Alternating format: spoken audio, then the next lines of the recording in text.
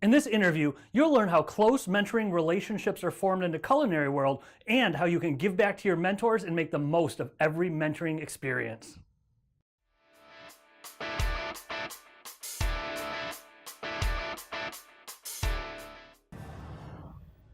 Welcome to 8 Unedited Minutes about mentoring in the culinary world. We're here with Chef Josh Reeves at Culinary Fight Fest. Thank you so much for being here. Oh, my pleasure. I'd love to jump right in. In our previous conversation, you mentioned you didn't go to culinary school. That's right. And other people helped bring you up through being mentored. Tell me a little bit.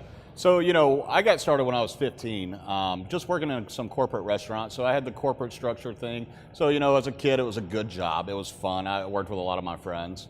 And then, after a few years doing that, I had a friend that was like, hey, you should come check out this country club I work at. It's a lot of fun. You get to do a lot of cool food. And I was like, oh, that sounds interesting. I'll come check it out. So I went in there not knowing what to really expect. And as soon as I got in there, it just opened me up to a whole new world.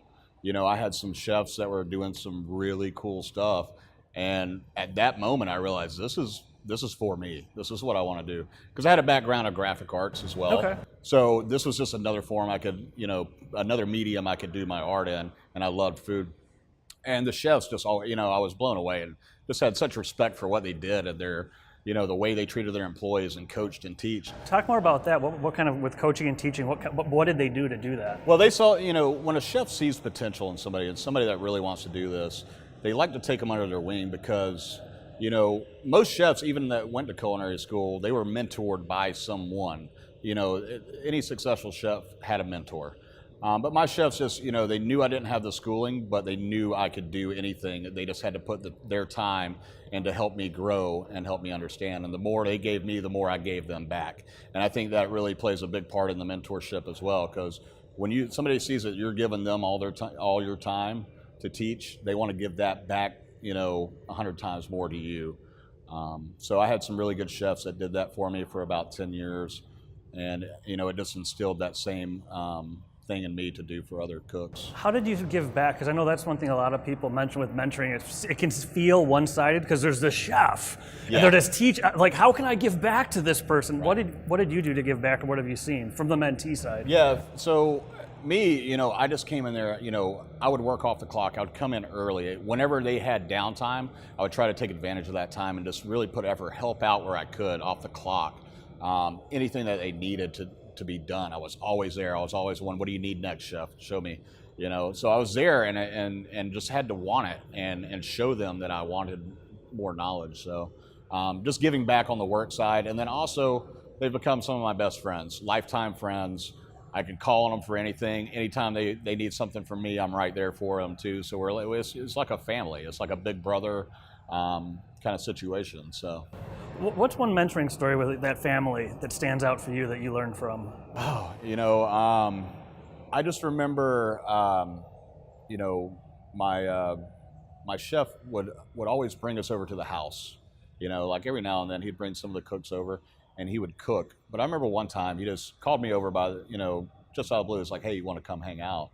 And then he just had, a lot of cool ingredients he was playing with. I remember we had like some A5 Japanese Kobe beef that he had just bought for us. And he was talking to me about it, showing me about, how to properly cook it. And he just took his personal time out, and just to take that extra time to show me things maybe he couldn't show me at work a lot of times. So that always stands out in my head that he actually took me into his house and was able to teach me on his personal time. So that's real. Why, it seems with cooking, more culinary world more so than others, mentoring is so strong. Where business, sometimes it happens, sometimes it doesn't. Yeah. Everyone seems to have stories like that. Why is that so for the culinary world?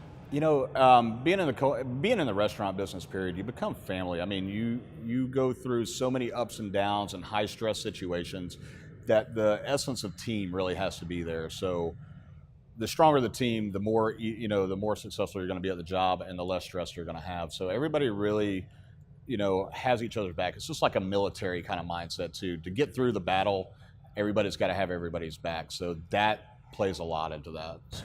What advice would you give other chefs for building a team like that?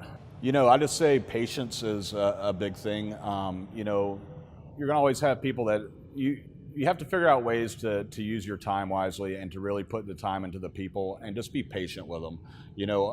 Talk to them, get to know them, personally. Get to know their strengths and weaknesses, and that's the best advice I could give is just be patient. Why is patience so important? Because we, as chefs, we have so much going on, and it's such a high stressful job. It's easy to be able to rush something, or just say you don't have time to show somebody something.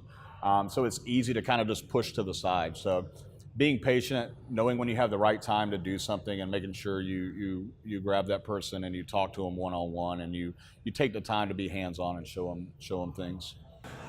How does, with being here, you obviously, you drove in from Atlanta. How do competitions like Culinary Fight Fest, do they help you learn? Why? Because that's a big commitment. Always.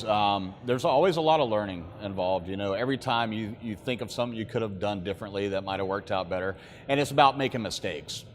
You have to make mistakes to be able to learn. So, doing the first few competitions definitely made a lot of mistakes. And the more we learned how to do things better, the more successful we got into the competition. So it's a lot of planning, it's a lot of organization, and it's just a lot of figuring out things as you go. So what were a couple of big learning experiences in the competitions?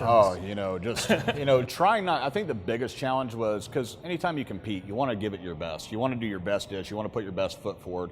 So restraint is probably the biggest challenge, is to restrain yourself from trying to do too much, making sure you can execute it at 100%, making sure that it's what you set out to do, and the flavors are there, the execution's there. So it's easy to get wrapped up and do all this cool stuff, but can you execute it? And that's the thing you have to learn, is what can be executed, what travels where well, what can you pack, how can you pack things, what's going to hold. So we had to drive 2 days, we had to drive at least 12 hours, but it was 2 days of stuff on ice and re-icing all the time and making sure it held well. That's right. Yeah, so that's a big challenge. So the overall, it's a learning experience of the Fight Fests. It is a big learning experience, but also the networking is really great with this too. Just meeting a lot of chefs from all over the country. How does that help you with because networking, I imagine, in a culinary world is a little bit different than networking like the business events and handing out business cards. Yeah, well, it's good to pick other chefs' brains. Every chef has a different technique or a different style, or something that they just see things differently. So as chefs, we like to pick each other's brain. We don't like hold back recipes and say, no, this is secret. We like to, it's a continuing education between all of us as well. Watching somebody do something else, you'd be like, that's a really cool idea, or maybe I wouldn't do it that way. Maybe I like the idea, but maybe I would do it this way. So there's always some learning going on with that. So the learning process overall. Yeah. And that just to close out, if someone's maybe they haven't had mentoring experiences, why should they really actively start creating them? What's that? If someone hasn't had mentoring experiences, what would you tell them about, you really have to go do this? Yeah, because it's just it's a way to challenge yourself, and I think the more you challenge yourself, the more comfortable you get doing it, the more you're willing to put yourself out there more, and just that little bit of confidence, when you win something too, can take you a long way. So I just say always try it, give it your best shot. It's a lot of fun. It's not always about winning. It's just about making a good connection, doing something with the community, and just getting to make some new friends. And it's definitely a good time. I think that's a perfect way to close out. Thank you so much for being here, Chef. We appreciate it. Thank you.